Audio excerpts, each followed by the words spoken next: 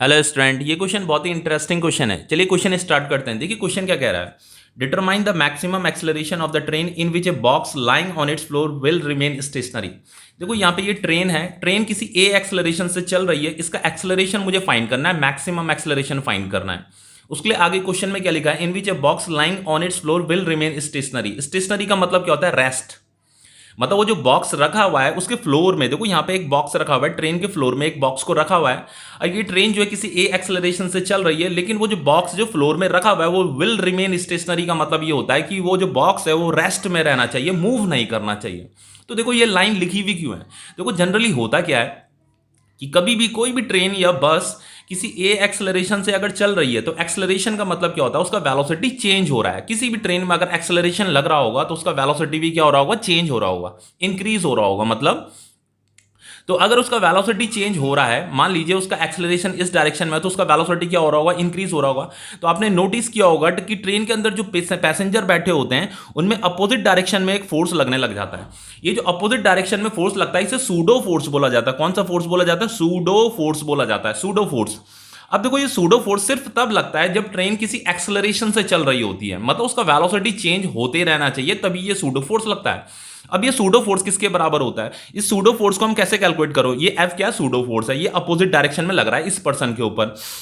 तो ये जो सूडो फोर्स होता है इस पर्सन का मास इनटू जिस एक्सेलरेशन से ये ट्रेन चल रही है, ठीक है, तो इतना ही सूडो फोर्स इस पर्सन पे लगेगा। अब देखो यहां पे क्वेश्चन में क्या लिखा है, देखो इस हमारे पास क्वेश्चन तो ये है, इस क्वेश्चन में क्या है कि ये ट्रेन किसी ए एक्सेलरेशन से चल रही है, मुझे इसका मैक्सिमम एक्सेलरेशन पता करना है। लेकिन ये जो ब्लॉक है ना, इस ब्लॉक पे भी एक सूडो फोर्स लग रहा होगा, क्योंकि ये ट्रेन ए एक्सेलरेशन से चल रही है तो इस पे अपोजिट डायरेक्शन पे ये क्या करेगा, एक फोर्स फील करेगा, उसे सूडो फोर्स बोलते हैं। तो सूडो फोर्स कितना होता है, मास, इस ब्लॉक का मास इंटू ए एक्सेलरेशन, जिस भी मैक्सिमम एक्सेलरेशन से ये ट्रेन चल रही होगी, ए मैक्स, ठीक है, मास इंटू मैक्सिमम एक्सेलरेशन।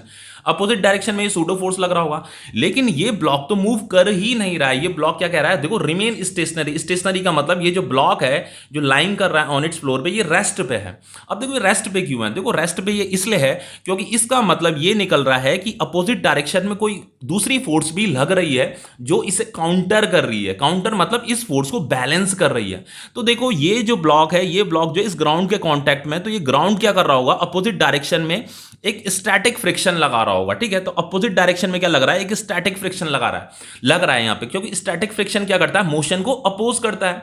आप अगर इस पे फोर्स लग रही है तो इस फोर्स की वजह से इसे मोशन करना चाहिए था, लेकिन ये मोशन नहीं कर रहा है क्योंकि अपोजिट डायरेक्शन में एक स्टैटिक फ्रिक्शन यहां पे लग रही है जो ग्राउंड इस ब्लॉक पे लगा रहा है, जिसकी वजह से ये फोर्स क्या कर रहा है, इसे काउंटर कर दे रहा है। ये दोनों की दोनों बैलेंस हो जा रही है और ये ब्लॉक मूव नहीं कर रहा है। अब देखो इस ब्लॉक के ऊपर अभी दो फोर्सेस और लग रही हैं। एक इस ब्लॉक का वेट, जो इसका वेट होगा, वेट हमेशा डाउनवर्ड डायरेक्शन में लगता है, एमजी जिसे बोलते हैं। अरे क्या होता है कि ऊपर की तरफ एक नॉर्मल रिएक्शन भी लग रही होगी, ये आपको पता होगा। देखो ये ब्लॉक क्या करेगा, डाउनवर्ड डायरेक्शन में एमजी फोर्स लगा रहा होगा, ये सरफेस भी क्या कर रहा होगा, इसमें ऊपर की तरफ नॉर्मल रिएक्शन लगा रहा होगा। अब देखो ये दोनों भी क्या होती है, बैलेंस्ड होती है, ये दोनों की दोनों भी बैलेंस्ड होती है, यानी कि जो नॉर्मल रिएक्शन होता है, नॉर्मल रिएक्शन एमजी के ही बराबर होता है। इतना आपको पता होना चाहिए। अब देखो क्वेश्चन आगे सॉल्व करते हैं। देखो ये जो ब्लॉक है ना, ये ब्लॉक मूव नहीं कर रहा है, ये ब्लॉक इस डायरेक्शन में भी मूव नहीं कर रहा है, इस डायरेक्शन में मूव नहीं कर रहा है, ये स्टेशनरी है, ये हमें क्वेश्चन में गिवन है। तो यानी कि ये दोनों फोर्सेस क्या है, एक दूसरे को बैलेंस्ड कर रही है, काउंटर कर रही है। यानी कि ये जो आपका स्टैटिक फ्रिक्शन है ये किसके बराबर है, इस सूडो फोर्स के बराबर है, मास इंटू एक्सेलरेशन के बराबर है। अब देखो ये जो स्टैटिक फ्रिक्शन होता है इसका फॉर्मूला कितना होता है, इसका जो फॉर्मूला होता है mu S, coefficient of static friction into normal reaction होता है। ये हो गया आपका मास इंटू एक्सेलरेशन। अब देखो म्यू एस इंटू ये जो नॉर्मल रिएक्शन होता है, नॉर्मल रिएक्शन किसके बराबर होता है, एमजी के बराबर होता है। ये दोनों के दोनों बैलेंस्ड है तो नॉर्मल रिएक्शन एमजी के बराबर होगा, तो ये एमजी हो जाएगा, is equal to mass into acceleration. ये मास से मास कट जाएगा तो ये एक्सेलरेशन किसके बराबर होगा, एक्सेलरेशन हो गया आपका म्यू एस इंटू जी के बराबर हो गया। अब देखो आगे क्या करना है। देखो यहां पे म्यू एस किसे कहते हैं, ये म्यू एस जो होता है इसे कोफिशिएंट ऑफ स्टैटिक फ्रिक्शन बोला जाता है। देखो ये हमें गिवन है, given that coefficient of static friction between the box and the train floor is 0.15 दे रखा है। ये जो आपका बॉक्स है और ये जो बॉक्स है, ये जो ट्रेन का फ्लोर है, ये जो बॉक्स है और ये जो ट्रेन का फ्लोर है, ये दोनों के सरफेस क्या है, कांटेक्ट में है।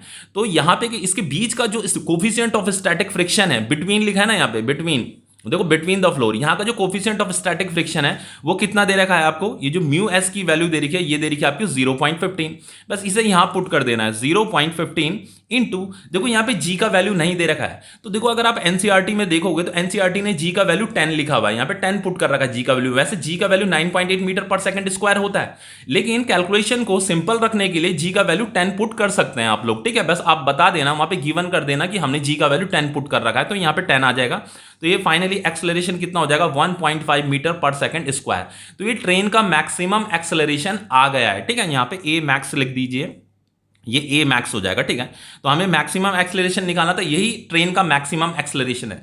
देखो अगर आपको ये जो टॉपिक है ना, आपका सूडो फोर्स भी यहाँ पे डिस्कस हुआ है, अगर आपको सूडो फोर्स का टॉपिक अगर पढ़ना है तो उसके लिए मैंने लिंक आपको डिस्क्रिप्शन बॉक्स में दिया है, वहां से भी आप सूडो फोर्स का टॉपिक पढ़ सकते हैं, और अगर आपको स्टैटिक फ्रिक्शन का टॉपिक पढ़ना है तो उसके लिए भी लिंक मैंने आपको डिस्क्रिप्शन बॉक्स में दिया है, वहां से भी आप इस टॉपिक को पढ़ सकते हैं। चलिए क्वेश्चन आपका कंप्लीट हो गया, ओके।